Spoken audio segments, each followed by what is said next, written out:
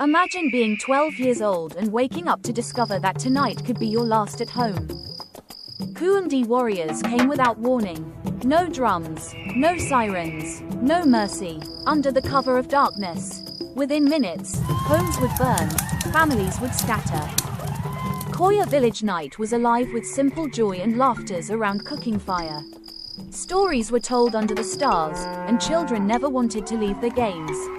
As lanterns went off, families went to sleep and peace settled over the community.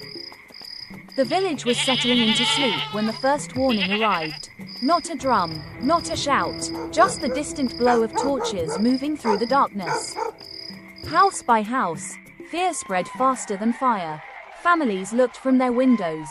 Dogs barked wildly. Mothers gathered their children. No one knew how much time remained.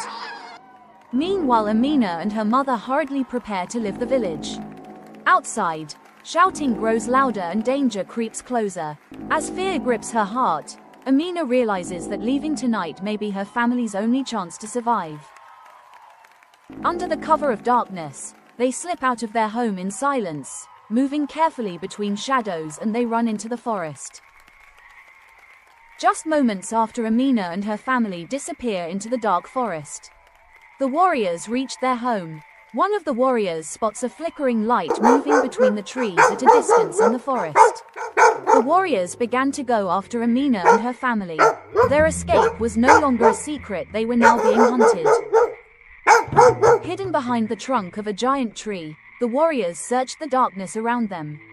Light swept across the forest. The warriors moved on, never knowing the frightened family was hiding just a few feet away. As soon as the warriors disappeared into the darkness, Amina and her family left the giant tree. They didn't stop to look back. Pushing through the thick bush, here they could now hear the sound of the roaring river. They reached the riverbank. Amina looked at the rushing water in fear. Her mother noticed a wooden boat partially hidden among the reeds.